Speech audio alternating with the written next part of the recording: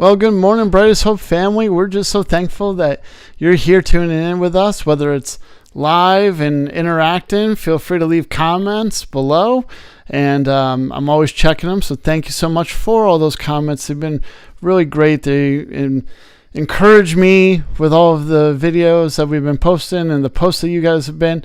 Please keep it up. Please like and share. Keep sharing this stuff. It's been great. We've had such a great response from people. We've had great questions come in, so please keep them coming. And if you're watching on a recording, we appreciate your time. Thank you so much for joining us.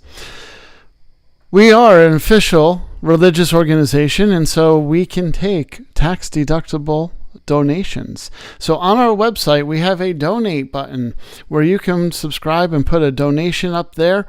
It is on our website at brightesthope.org, and there's that donate button. Any donations that come in, we really have no overhead. We're trying to do this so that we can push money out to the community, so that we can bless people. We can show how good God is. So with any money that comes in, that's where it's going to.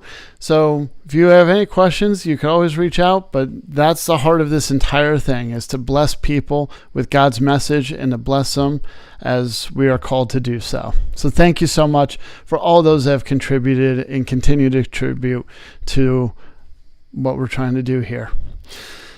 Now, today we are starting a brand new series, and I'm really excited about this series.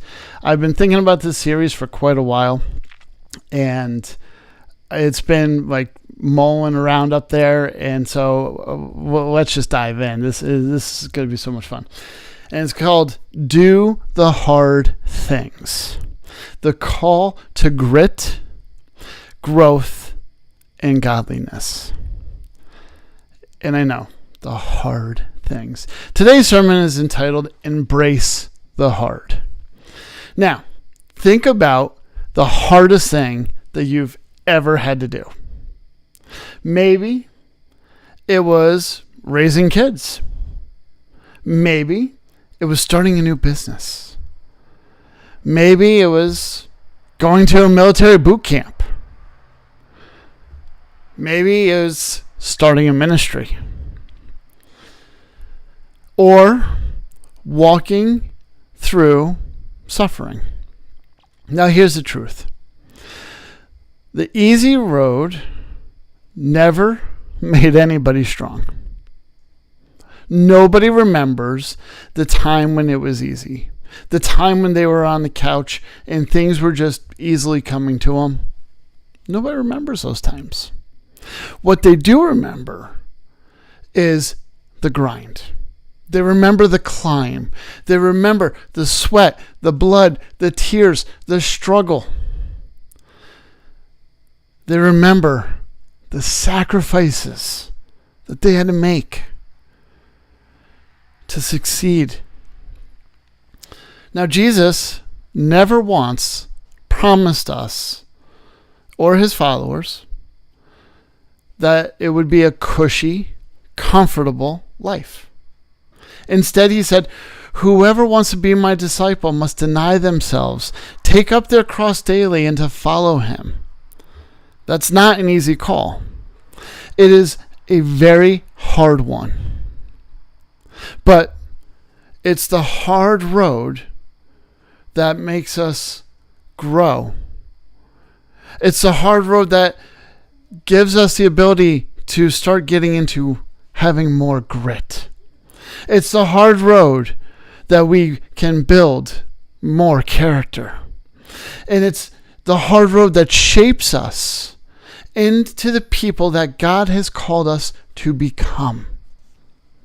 Jesus reminds us this when he says this in Matthew 7, verse 13 through 14. Enter the narrow gate, for wide is the gate and broad is the road that leads to destruction. And many enter through it, but small is the gate and narrow is the road that leads to life, and only few find it. There's this been phrase that's kicked around. It's called get 1% better every day. And this concept became really popularized by James Clear in his book, Atomic Habits. suggesting that making small, consistent improvements each day gives you compounding results over time, and it will produce a significant result. For example, dedicating just 15 minutes to reading or exercising daily can lead to being 37 times better after a year. Demonstrating the power of compounding habits, that 1% better per day will yield a 37 times increase by the end of the year. That's pretty amazing. Now, we put our son, Evan, in hockey, which I've never played before. I didn't know much about it, but we were trying all the different sports to see what he would like. And he fell in love with it. Arguably, it's one of the hardest sports to learn, to play, and it's just one of the hardest sports. I mean, you have to balance on little blades. You're zooming up and down the ice at a high rate of speed. You're trying to puck handle, stick handle, shoot, weave through defenders, get the puck, all of this stuff. It is an intense and really hard sport. It's extremely difficult when you fall down and you fall over and over and over again. It's really hard to keep getting back up. But when you do, you get better and better and better. And you're not going to be great at it at the beginning, but you get better and better. And they learn to skate forward, and they get faster and better. They learn to skate backwards. And yeah, it's slow in the beginning, but then it gets faster and better. It's because they're practicing and getting 1% better each time. By the second grade, Evan had a student in his class who hit him. And there was a constant issue going on, and we decided that we needed to add something more to what he was training. And so we looked around and we put him in Brazilian Jiu-Jitsu. Arguably, again, the second hardest thing that somebody can do, whether one or two, they're both like hard, right? And we put him in there because not only did we know it was hard, but we knew that he could do it. And we knew he would be able to learn how to defend himself and handle himself in any situation. And so when he started going to jiu-jitsu and we started looking at it, I said, you're not going to do this alone. And I joined up as well. And for the last 2.5 years, we've been doing jiu-jitsu. Not every class is easy. Most of them are really, really hard. The key with jiu-jitsu, though, is that there's no secret sauce. You have to keep showing up. You have to keep grinding. And then you start learning, and you learn, and you learn, and you learn. But you have to fail over and over and over again. You have to learn to be comfortable in the uncomfortable. I mean, it's not comfortable when somebody's squishing on your face or trying to choke you out. No, it's not comfortable. But we learn, and we grow, and we get better, and we realize, and we start seeing things. And jiu-jitsu is one of the hardest things to actually learn. But in talking with a lot of people and all of that, and within jiu-jitsu for the last 2.5 years, the hardest belt to get, the hardest one, everybody will say, is the white belt. Why the white belt? You would think it's a black belt. And yes, the black belt is very hard to get. It takes like 10 years of constant dedication to try to get that. And it's like a minimum of 10 years. Most of the time it's later than that. But why the white belt? Why is this so hard? It's hard because people need to take the step. They need to walk through the door. And then to continue the journey. But just to walk through the door is the biggest challenge for them to decide, hey, I'm going to do this. Now, the other thing is that there's just no shortcut of learning. There's no shortcuts in life. A lot of times we count our successes, but more often we need to know that the failing is what helps us grow. There was one of Evan's teachers. She said it really well. I loved it. And she said, you can't, not to say, I can't do it, but it's, I can't do it yet.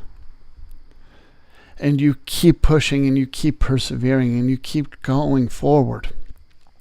When we fail, we have to get back up, whether it's on the ice, jiu-jitsu, or anything that we're doing, we have to get back up. There's no secret methods. It's just sweat. It's exertion. It is time. And so today we're going to talk about embracing and how we can embrace the hard. And here's the three truths that we're going to look at today. The hard path is the holy path. Growth grows grit. And third, godliness is worth the grind. So let's dive in.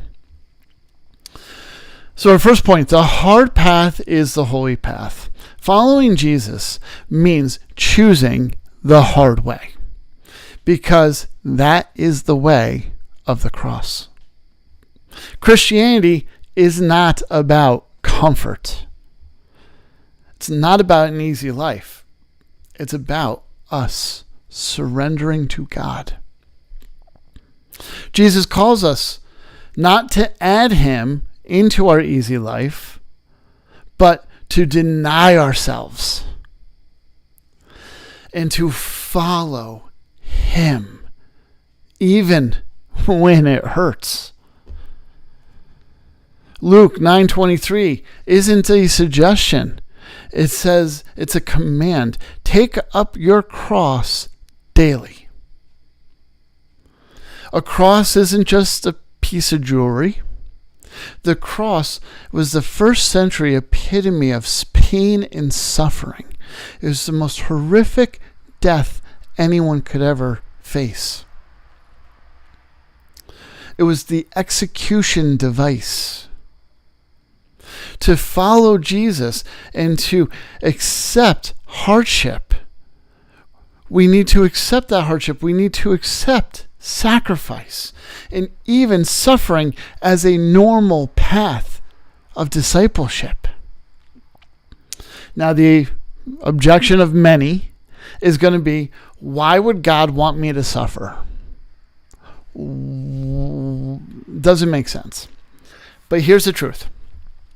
Hardship is not punishment. I'm going to say it again. Hardship is not punishment. It is preparation.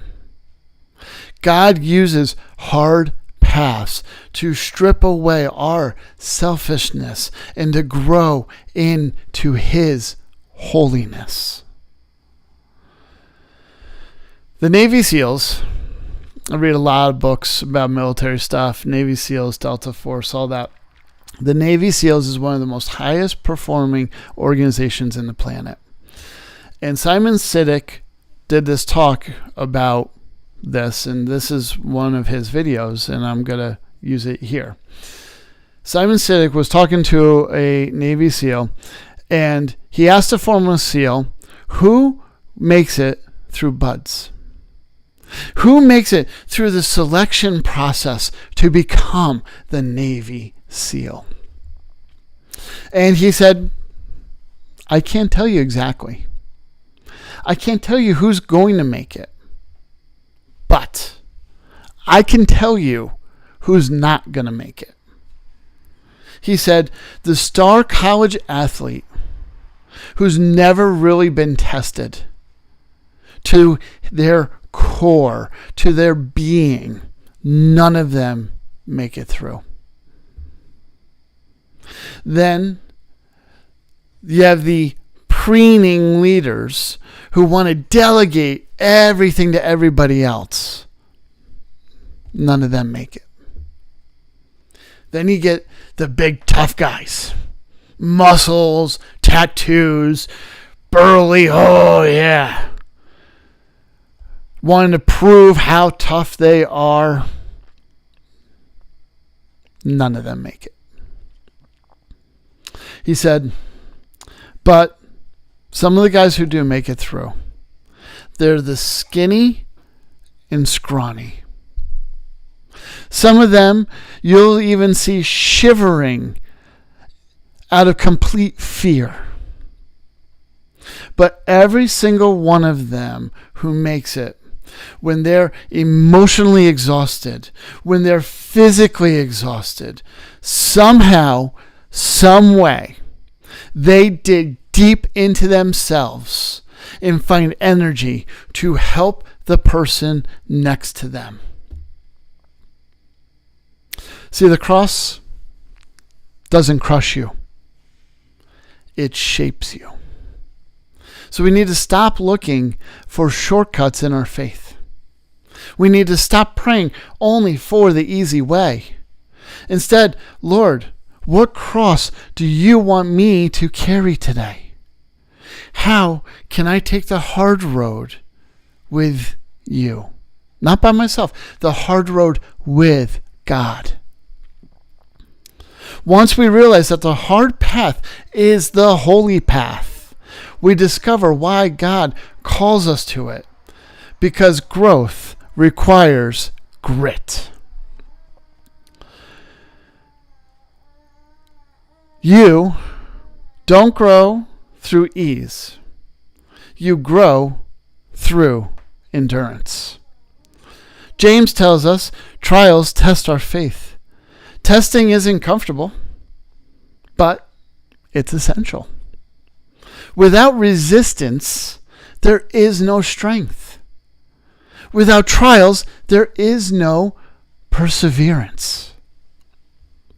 James 1:3 says, the testing of your faith produces perseverance. Think about it. Muscles don't grow strong without straining them, without resistance, without weights. Trees don't grow big and strong without the wind pushing it and giving it resistance. Diamonds don't form until there's pressure and heat and pressure applied. Why would faith be any different? Now I know the objection's going to be, but trials hurt. Yes, they do. But the alternative is worse. Staying weak, shallow, and unprepared is worse. God loves you too much to leave you like that, to make us and keep us soft in those ways. Now, David Goggins, he was a Navy SEAL and an Army Ranger. He got both special forces. Wrote a book, and he did a lot of talks to a lot of people, and he was talking about how he became an ultra marathon runner. Now, ultra marathon runners run 70 miles, 100 miles. It's like an all-day, 2-day event of constant running. I don't know how I could never do it. I don't know. Wow, it's intense. And he talks about having a callous mind. And he says that the only way, he says the only way to do it is through pain. Not being a one big heroic act, but small daily acts of discipline that hurts. When Goggins first set out on his very first ultra marathon, which was a 100-mile run, he was not prepared at all. He was like, man, I'm a Navy SEAL. I got this. I do running all the time, this, that. He didn't have enough preparation. By the mile 70, his feet were shattered. His kidneys started to shut down. His body was in full-on panic mode. And he could barely move. Most people at that point would have said, I quit. He looked down at his hands. And he saw that his hands had calluses throughout the years of physical training. And he realized, I've been building this kind of toughness all along. And now it's the time to use it. That is how grit works. You don't discover it when life is easy. You discover it when you've got nothing left. When that tank is empty. When you feel that there's nothing there, but yet you still take that next step forward. You go one more step. One more step. One more step. Every trial that we go through is spiritual weightlifting. Rep by rep, you are getting stronger. Instead of asking, why me, God, why? In the hard times, we need to start asking, what are you growing within me, God? We need to shift our perspective from our hardship into the mindset of the heavenly gym. That growth takes grit. But grit isn't our end goal. God is after something much, much deeper. It's godliness. And so godliness is worth the grind. The reward for embracing the hard just isn't being tough. It's not just being strong. It's about transformation. Jesus said, what good is it for a man or someone? Let me go back. Jesus said, what good is it for someone to gain the whole world yet forfeit their soul? This is in Mark 8:36. You can grind your way to success, but if you neglect your soul, you have lost everything. The grind only matters if it leads to godliness. The grind will only matter if it leads to godliness. Holiness doesn't come from talent or luck. It comes from daily sacrifice, daily discipline, daily following Jesus. The grind is worth it because it makes us more like Him. Now, the question comes, isn't grace supposed to set us free? Yes. Grace is free. But discipleship is costly. Salvation costs us nothing. We cannot do anything to earn it. It is a free gift given. But when we follow Jesus, it costs us everything. And that is the paradox of the gospel. Admiral McCraven, who famously led the JSOC, Joint Chiefs, and he led the raid for the Osama bin Laden, SEAL Team 6 going in there, did a very famous commencement speech. And here he addressed some stuff about Navy SEAL training. And he said, every day, the instructors put the trainees through brutal tests designed to break them. And anytime somebody had enough, when the pain got too much, when the cold got too cold, and when the exertion became unbearable, they would walk over to ring a bell. And it was a brass bell, and they'd ring it 3 times, saying they quit. That they were done. Instantly, all of it was relieved. The pain and suffering would end. McCraven said, but here's the thing. If you want to change the world, don't ever ring the bell. We can't change the world if we're ready to ring the bell. We have to press on and keep moving forward. Why? Because greatness is never found on the easy side of quitting. There's no greatness in quitting. In our faith, the temptation is the same. Life gets hard. And the bell begins to look awfully inviting. To quit on a relationship, quit on prayer, to quit on people, to quit on the fight for holiness. But if you ring the bell, you will miss the transformation that God wanted to forge you with. See, grace is free. Growth is hard. Godliness is priceless. That's right. Grace is free.